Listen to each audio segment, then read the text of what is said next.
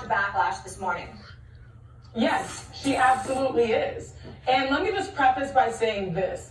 This was the most successful women's tournament by the numbers. The most watched Elite Eight games, the most watched Final Four, which we're talking about millions of viewers. History was being made left, right, and center. We all know what Caitlin Clark did. She put up the most points, the most assists, most threes in a title game, which was so impressive. But we also have to talk about what Angel Reese did. 34 double-doubles, the most in NCAA women's side in a season. That was ridiculous as well. But I think I start with that saying that this is good for the women's game. I mean, it takes some dogs to make that type of history, the history that I just articulated by the numbers. And you don't really get to be a dog and get to that platform where you get to bring a national title, the first one back to LSU, without having that type of mentality, that chip on your shoulder.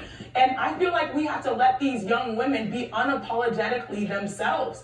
We need to learn to embrace that side of the game because we don't discriminate when things like that happen on the other side, right? Both sides obviously did the whole I can't see you. You mentioned it, Molly. You know, we saw it with Haley Van Lith and Louisville. That's what Caitlin did. Now, on the other side, we're seeing Angel do it, which is part of her personality, part of the reason why she's really helped spearhead this change, this movement to athletes being unapologetically themselves. You heard what she said in the press release. This is for girls that look like me, that hoop like me, that talk like me.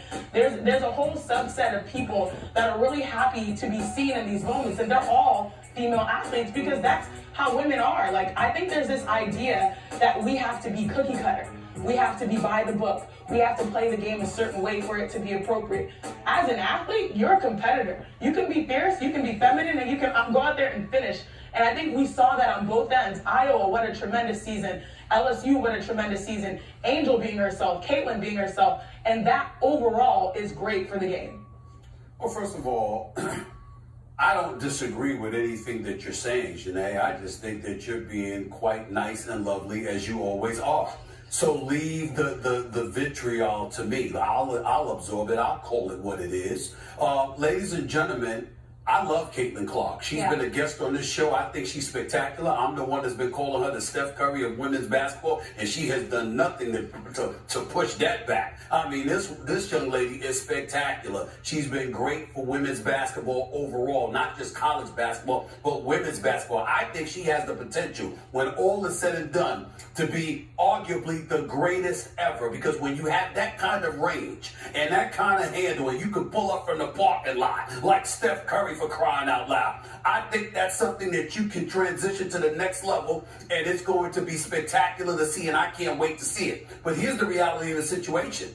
She instigated this kind of stuff. Let's call it what it is. She was waving. She was doing the Cena. How about what she did to Raven Johnson? She didn't just go into the lane and not guard her against South Carolina in the national semifinal. She waved her off. She didn't mind being disrespectful. So why is it that we're hesitant to bring that up? See, here's what I'm saying. I'm not trying to dilute your point by any stretch in it, because I get where you're coming from. And as a lady, you should take that position along with Molly about how we all need to grow up and accept the fact that these women are highly competitive, they're highly gifted and skilled, and we should give them the love and respect and deference they deserve. But I'm going a step further with this. We all know that there's a white-black issue here. Because the fact of the matter is, when Caitlin did it, people were celebrating it. And they were talking about nothing but her greatness. But then the second a sister stepped up and threw it back in her face, now you got half the basketball world saying, well, you know what, that's not the classiest thing to do. Yeah. That's not the way. It was the exact same thing. It was the exact same thing. Now, you can make an argument that if they're doing excessive celebration in her face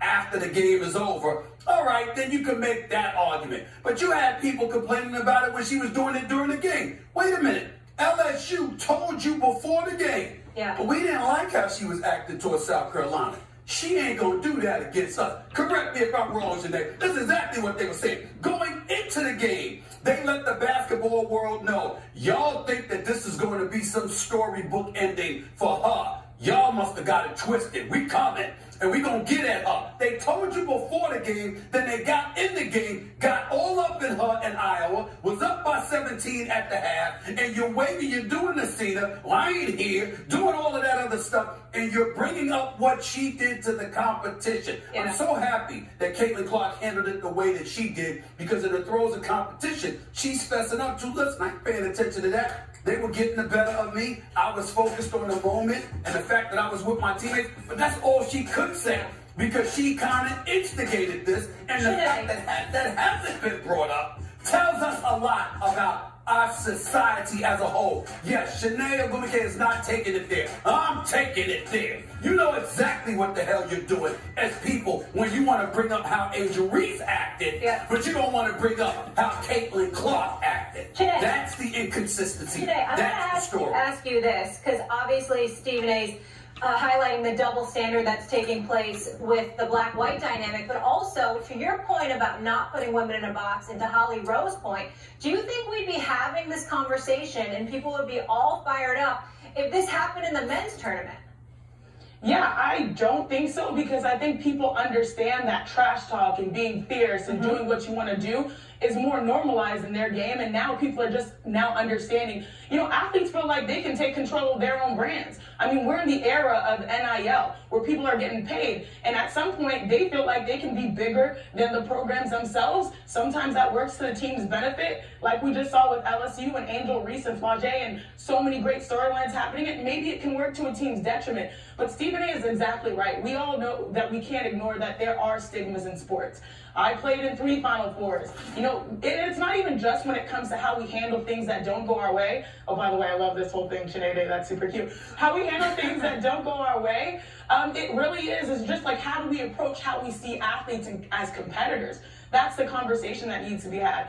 I do think it's important to also note that, yes, there are 2 different conversations here. If you think that it was out of pocket that Angel did it because they were up, you know, by so much and they had already certifiably like won the championship and she did it, that's one conversation. If you're mad she did it, period, I say that you definitely have to check yourself, because this is who we are. Like, if we go to practice, it doesn't matter who Angel Reese is going up against. She's going to do the same thing. And that chip on her shoulder is exactly why they won a championship. I mean, I understand what she's talking about. I talk a lot about back in the pack. I came out of the Pac-12 where we felt like we were unseen and we were unheard. And we were rooting for our fellow conference mates to do well. You know, that was a tragic loss if you're from the SEC, looking at South Carolina that was undefeated, and Caitlin Clark did that. By the way, that whole like, oh, you can't shoot, I'm not guarding you, that's normal in our game. People are now figuring out the beauty and the magic of our seasons and how we achieve as women's athletes, and now they feel like that's an abnormal experience. I played for Coach Tara Vanderveer, who is the queen of scouting reports.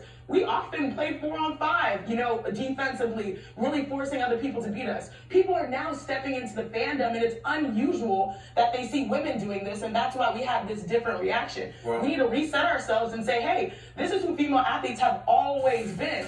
Welcome to the party. Well, I would tell you that's not necessary. It's not necessary to talk about what women athletes have always been. The fact of the matter is women's basketball has never been better than it is right now. It's never been better. And so the fact is we can live in this moment and propel forward. You can do that, okay, without denigrating anything about the past, but just recognizing the fact that the women's sports, particularly women's basketball, has propelled itself to another level. The big thing for me is this, as it pertains specifically to this story.